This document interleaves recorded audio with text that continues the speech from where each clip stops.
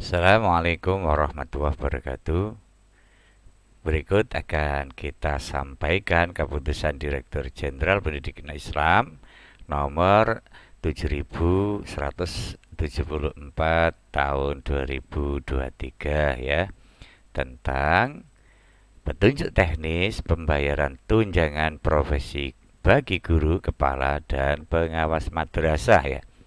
Ini tentu penting untuk diketahui supaya nantinya kita sebagai guru, kepala, atau pengawas madrasah bisa memenuhi persyaratan pencairan pembayaran tunjangan profesi ya. Nah, pada keputusan Dirjen Pendis ini akan kami sampaikan ya pada poin-poin yang menurut saya perlu untuk diketahui oleh guru, kepala maupun pengawas madrasah. Kita masuk ke halaman 15 tentang sumber anggaran dan besaran ya. Sumber anggaran yang pertama bersumber dari daftar isian pelaksanaan anggaran atau DIPA kantor wilayah Kementerian Agama Provinsi, diperuntukkan bagi guru dan kepala madrasah bukan ASN ya, yang sudah dan belum in-passing, yang bertugas di madrasah yang diselenggarakan oleh pemerintah dan masyarakat. Ini berarti untuk madrasah negeri yang masyarakat ini, diselenggarakan masyarakat ini adalah madrasah swasta ya. Daftar isian pelaksanaan anggaran atau DIPA kantor Kementerian Agama Kabupaten diperuntukkan bagi guru dan kepala madrasah yang berstatus ASN pada madrasah yang diselenggarakan oleh pemerintah dan masyarakat. Kemudian untuk bagi pengawas madrasah juga bersumber dari DIPA kantor Kementerian Agama Kabupaten Kota ya. Untuk besaran tunjangan profesi yang diterima, guru dan kepala madrasah berstatus ASN diberikan tunjangan sebesar 1 kali gaji pokok per bulan. Untuk yang kedua, pengawas madrasah diberikan tunjangan sebesar 1 kali gaji pokok per bulan. Untuk guru dan kepala madrasah bukan ASN yang sudah disetarakan atau memperoleh in-passing diberikan tunjangan sebesar 1 kali gaji pokok per bulan sesuai dengan SK in-passing tanpa memperhitungkan masa kerja yang bersangkutan dan disesuaikan dengan ketentuan yang berlaku ya. Ini hampir sama dengan tahun-tahun sebelumnya. Kemudian yang keempat, pembayaran tunjangan profesi sesuai dengan SK kesetaraan golongan dan pangkat in-passing berlaku 1 bulan berikutnya sejak tanggal SK ditetapkan. Jadi untuk penerima SK in-passing baru ya, ini akan dicairkan atau berlaku 1 bulan setelah tanggal ditetapkan. Kemudian guru dan kepala madrasah bukan ASN yang belum disetarakan atau belum in-passing ini diberikan tunjangan profesi sebesar 1.500.000 per bulan. Ini hampir sama dengan sebelumnya. Kemudian untuk bab penerima tunjangan profesi, nah ini menurut saya yang paling penting untuk diketahui ya. Kriteria guru, kepala, dan pengawas madrasah penerima tunjangan profesi adalah sebagai berikut. Pertama, memiliki kualifikasi akademik minimal S1 atau D4 ya. Saya kira ini untuk semua guru yang punya sertifikat pendidik atau sertifikat untuk tunjangan profesi, ini saya kira sudah memenuhi ya. Kemudian memiliki sertifikat pendidik yang telah diberi 1 NRG yang diterbitkan oleh Kementerian Pendidikan dan Kebudayaan dan telah tercatat pada Simpatika melalui format S26E. Setiap guru hanya memiliki 1 NRG, walaupun guru yang bersangkutan memiliki lebih dari 1 sertifikat pendidik ya. Kemudian memiliki hasil penilaian kinerja guru penilaian kinerja kepala madrasah atau PKKM dan penilaian kinerja pengawas madrasah atau PKPM minimal baik. Dibuktikan dengan hasil penilaian kinerja tahun sebelumnya sesuai jabatannya. Jadi nanti untuk guru harus punya dokumen hasil penilaian PKG ya. Siapa yang memberikan ini? Tentu yang melakukan PKG, yakni kepala madrasah kepada guru. Kemudian penilaian kinerja kepala madrasah atau PKKM ini biasanya dilakukan penilaian kepada kepala madrasah oleh pengawas madrasah. Kemudian penilaian kinerja pengawas madrasah PKPM ini dilakukan oleh kepala kantor ya, kepala kantor Kementerian Agama ya. Minimal baik nilainya. Jadi kalau ada hasil PKG, PKKM maupun PKPM yang nilainya cukup, kurang, atau sangat kurang, maka dia tidak berhak untuk mendapatkan tunjangan atau tidak akan dicairkan TPG-nya ya. Dibuktikan dengan hasil penilaian kinerja tahun sebelumnya sesuai jabatannya. Jadi Bapak guru, kepala madrasah maupun pengawas harus punya dokumen hasil penilaian. Untuk PKG, PKKM, dan PKPM itu kan dilakukan setahun sekali. Yang disiapkan itu apa? Yang disiapkan itu penilaian tahun sebelumnya, berarti tahun 2023 ya. Karena biasanya PKG, PKKM maupun PKPM itu dilaksanakan sekitar Oktober, November, Desember ya. Kemudian yang keempat, nah ini yang baru ya. Pengembangan diri guru, kepala dan pengawas madrasah dibuktikan dengan keikutsertaan di berbagai kegiatan pengembangan kompetensi melalui pelatihan, seminar, workshop, baik daring maupun luring yang setara dengan minimal 20 jam pelajaran atau JP. Dibuktikan dengan sertifikat keikutsertaan. Ketentuan ini dimulai di tahun 2024, maka ini adalah ketentuan baru sebagai salah satu persyaratan pencairan tunjangan profesi tahun 2025 ya. Jadi keikutan ikutsertaan pengembangan diri ini dilakukan di tahun 2024 sebagai bukti pelaksanaan pengembangan diri yang akan dijadikan persyaratan pada pencairan tunjangan di tahun 2025 ya. Kemudian kegiatan pengembangan diri guru minimal 1 semester 1 kali dan dicatatkan di Simpatika. Kegiatan pengembangan diri diakui dengan rentang waktu Januari-Juni. Minimal 1 bukti dan Juli-Desember minimal 1 bukti. Di tahun yang sama untuk persyaratan pencairan tunjangan profesi di tahun berikutnya ya. Jadi untuk pelaksanaan pengembangan diri, baik itu workshop, pelatihan, seminar, itu dilakukan pada Januari-Juni untuk yang pertama. Kemudian Juli Desember ya. Kita ini kan pakai tahun tahun anggaran ya. Ini kalau di madrasah Januari Juni ini adalah semester genap.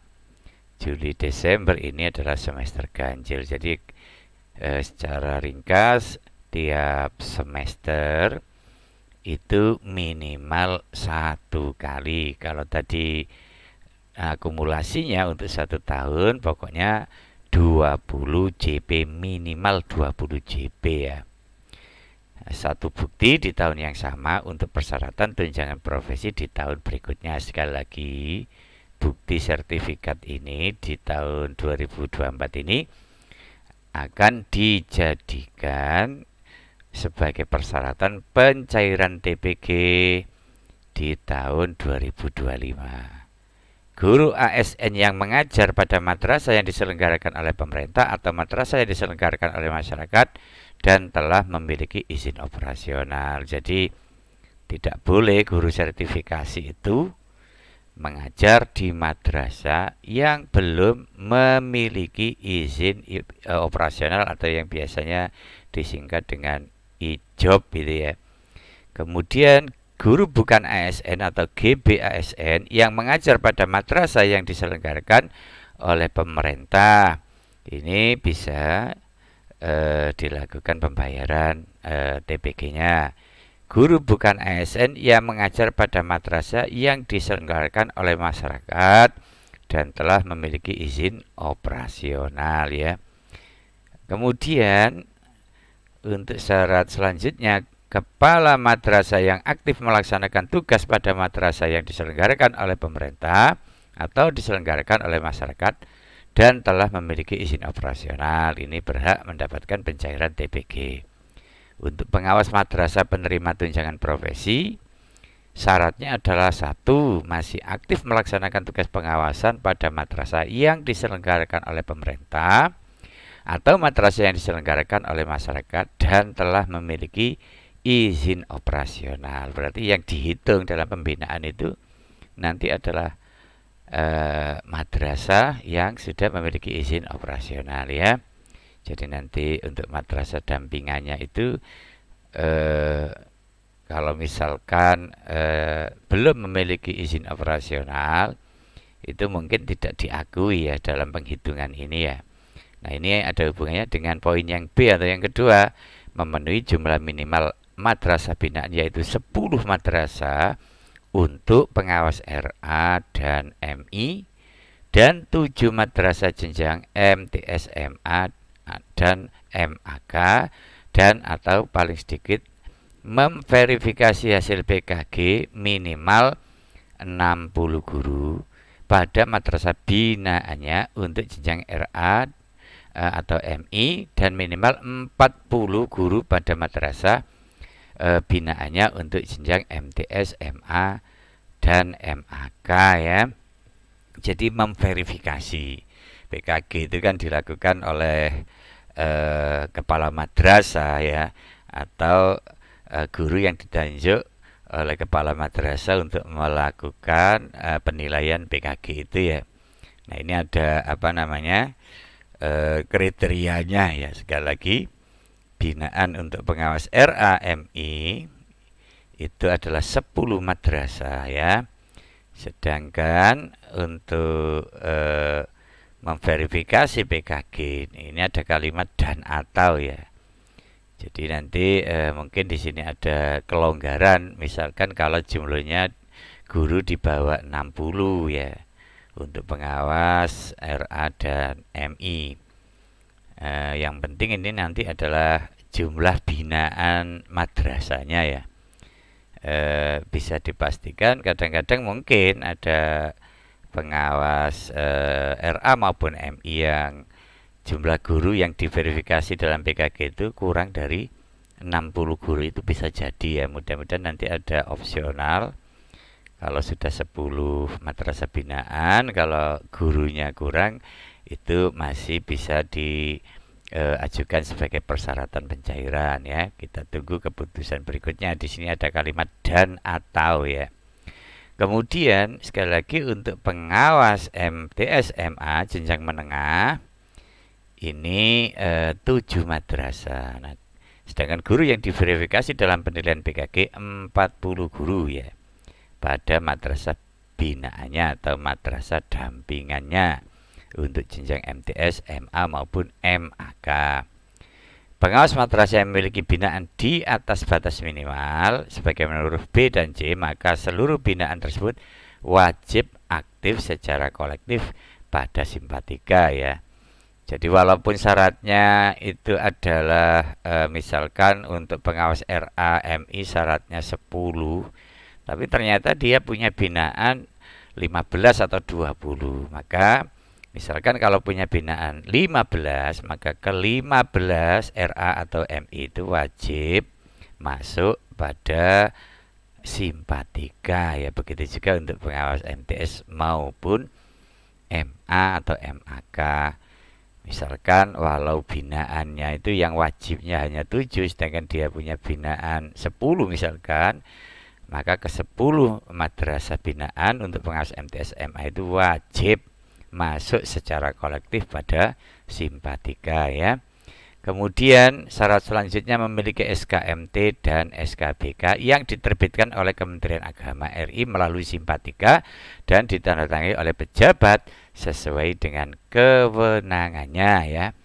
Kemudian poin A pada butir ke-11 ini adalah terdaftar pada surat keputusan penetapan penerima tunjangan profesi pada form S36E yang diterbitkan oleh Simpatika.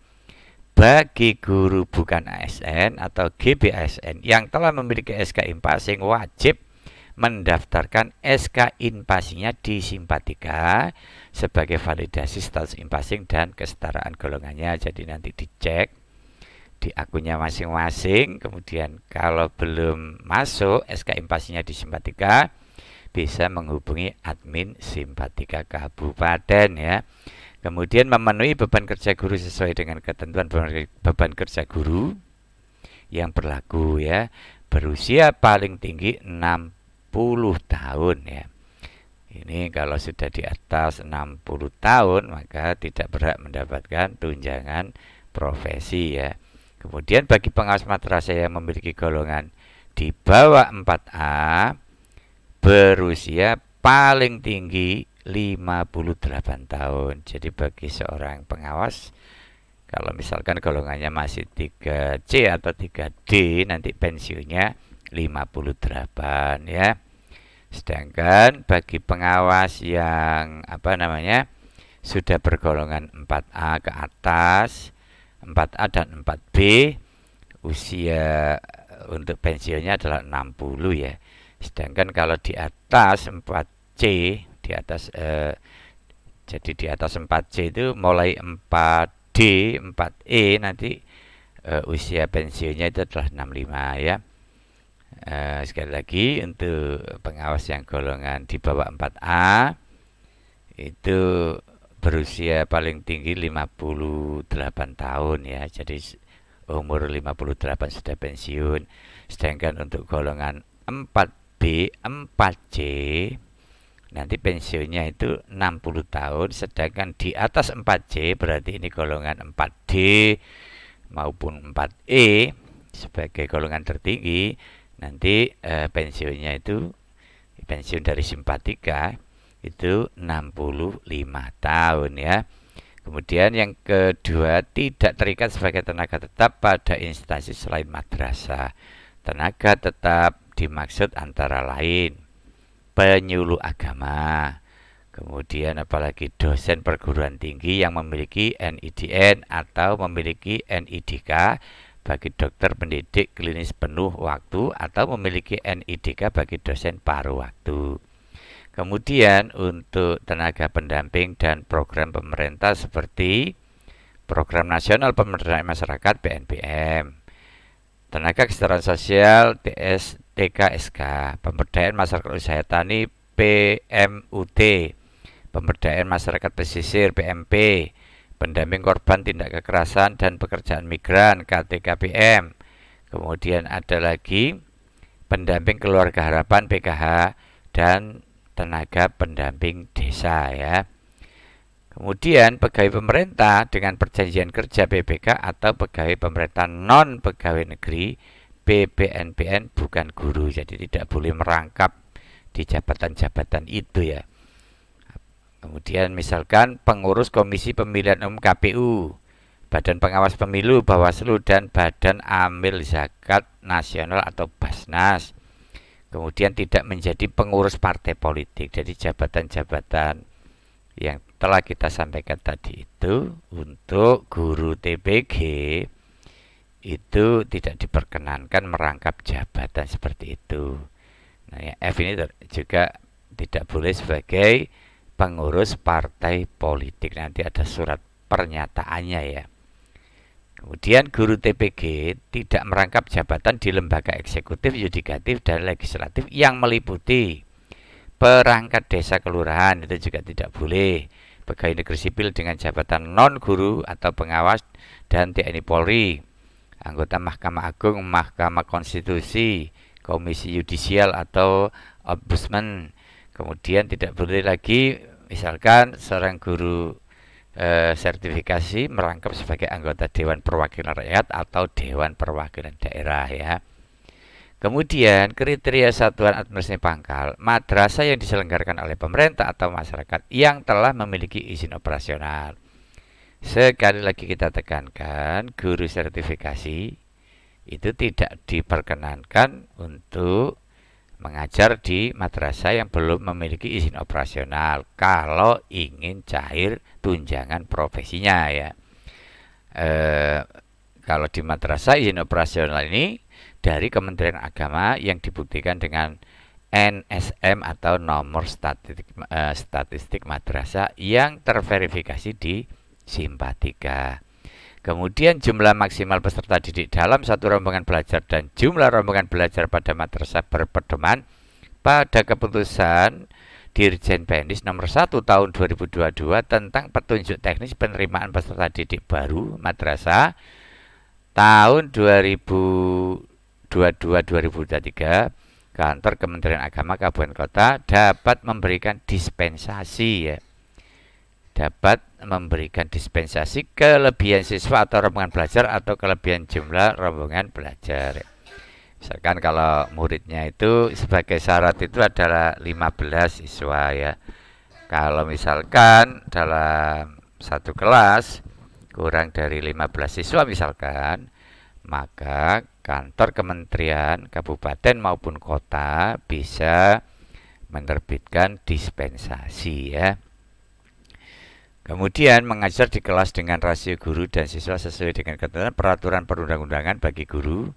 Kemudian pada jenjang RI, MI, MTS, dan MAK, guru memenuhi beban mengajar 24 JTM rata-rata per minggu efektif, sehingga dimungkinkan madrasah melaksanakan kegiatan belajar dengan sistem blok, kolaborasi, dan reguler. Pada jenjang RA, satu rombongan belajar bisa diampu oleh 2 orang guru secara tim atau tim teaching ya. Ini juga sangat menguntungkan ya. Jadi nanti penghitungan jamnya walaupun ada 2 guru dalam satu kelas dengan sistem teaching, kedua guru itu jamnya diakui ya. Artinya tidak dibagi 2 tapi tetap diakui satu persatu. Misalkan kalau sama-sama mengajar di satu kelas tim teaching 4 jam misalkan, maka setiap guru mendapat pengakuan 4 jam ya. Kemudian bagi madrasah yang sudah ditetapkan sebagai pelaksana kurikulum merdeka yang ditetapkan melalui keputusan Dirjen Pendis pada jenjang MI, MTS, MAK, satu rombongan belajar bisa diampu oleh guru secara tim atau tim teaching dengan setiap guru dapat diekuivalenkan dengan 2 jam tatap muka, terutama pada pembelajaran P5 tentu saja ya. Itu bisa dilakukan tim teaching. Bahkan untuk pembelajaran yang intrakurikuler pun ya bisa dilakukan secara tim teaching karena di sini khusus bagi madrasah yang mengimplementasikan kurikulum merdeka. Jadi untuk melaksanakan kurikulum merdeka itu madrasah kan sudah harus punya SK dari Dirjen Pendis sebagai pelaksana implementasi kurikulum merdeka pada madrasahnya. Kemudian pada jenjang RAMI, MTS, MAK, guru yang memperoleh tugas tambahan sebagai koordinator proyek penguatan profil pelajar Pancasila dan rahmatan lil alamin dapat diekuivalenkan dengan 2 jam tatap muka per satu rombongan belajar setiap tahun untuk pemenuhan jam tatap muka paling sedikit 24 jam tatap muka rata-rata per minggu dan paling banyak mengampuh 3 rombel ya. Jadi untuk guru P5 PPRA itu dinilai sebagai 2 jam tatap muka per satu rombongan belajar setiap tahun untuk pemenuhan jam tatap muka. Ini memang paling sedikit 24 jam tatap muka rata-rata per minggu ya. Dan paling banyak mengampu 3 rombel ya. Kemudian bagi madrasah Al-Azhar Asy-Syarif Indonesia menggunakan struktur kurikulum sebagaimana diatur melalui keputusan Direktur Jenderal Pendidikan Islam nomor 2675 tahun 2013 tentang penetapan penyelenggara dan tata kelola Madrasah Al-Azhar Asy-Syarif Indonesia. Tentu ini ketentuan khusus ya. Kemudian untuk ketentuan khususnya, tunjangan profesi dapat dibayarkan kepada guru kepala dan pengawas madrasah yang mengambil cuti dengan ketentuan cuti sakit maksimal 14 hari kalender dalam bulan berjalan dengan dibuktikan surat keterangan sakit dari dokter ya. Kemudian dari dokter atau puskesmas atau rumah sakit ya. Jika harus rawat inap, melampirkan surat keterangan rawat inap dari rumah sakit pemerintah. Ada lagi cuti untuk anak pertama sampai anak ketiga ya. Kemudian cuti besar bisa dipergunakan untuk melaksanakan haji mandiri, umroh, melahirkan anak keempat, dan seterusnya dengan ketentuan bisa diambil dalam kurun waktu 5 tahunan. Kemudian ada cuti tahunan, ada cuti alasan penting karena merawat suami istri dan orang tua yang sakit keras atau meninggal dunia selama maksimal 6 hari. Guru, kepala, dan pengawas madrasah yang melaksanakan tugas kedinasan sebagai petugas haji daerah dan petugas haji yang menyertai kloter atau panitia penyelenggara ibadah haji BPIH Arab Saudi yang dibuktikan dengan surat resmi dari atasan langsung dan atau pejabat terkait. Guru, kepala, dan pengawas madrasah yang melaksanakan studi perkuliahan atau izin belajar menggunakan biaya mandiri dengan tetap melaksanakan tugas profesinya sebagai guru, kepala, dan pengawas madrasah ini masih tetap ini bisa dilakukan cuti ya. Kemudian guru kepala dan pengawas madrasah yang mengikuti tugas kependidikan yang linier dengan tugas profesinya seperti seminar, workshop, bimbingan teknis, pendidikan pelatihan dan seterusnya dengan melakukan surat tugas dari atasan langsung dan dilengkapi dokumen kegiatan yang diikuti seperti surat undangan, foto kegiatan, dan atau sertifikat ya. Oke, selanjutnya adalah tunjangan profesi tidak dibayarkan kepada 1. Guru, kepala, dan pengawas madrasah yang tidak hadir kumulatif 3 hari atau lebih dalam bulan berjalan tanpa keterangan yang sah. Jadi kalau tidak ada keterangan ya 1 kali tidak hadir pun sudah menggugurkan pembayaran sertifikasi ya. Kemudian guru, kepala, dan pengawas madrasah yang melaksanakan cuti sakit lebih dari 14 hari ya. Ini juga misalkan cutinya 15 hari, 16 hari itu sertifikasinya tidak bisa dicairkan ya.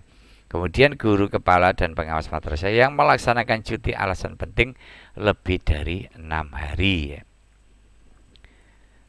Kemudian tidak dibayarkan sertifikasinya kalau guru, kepala, dan pengawas madrasah yang melaksanakan cuti di luar tanggungan negara. Kemudian guru, kepala, dan pengawas madrasah melaksanakan ibadah haji dan atau umroh dengan biaya sendiri dan tanpa menggunakan hak cuti atau cuti besar, itu juga tidak dibayarkan sertifikasinya.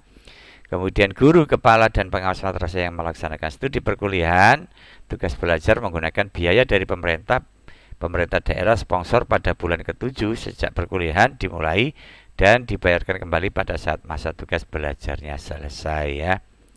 Kemudian ada ketentuan tambahan, madrasah melaksanakan kurikulum sesuai dengan ketentuan perundangan yang berlaku.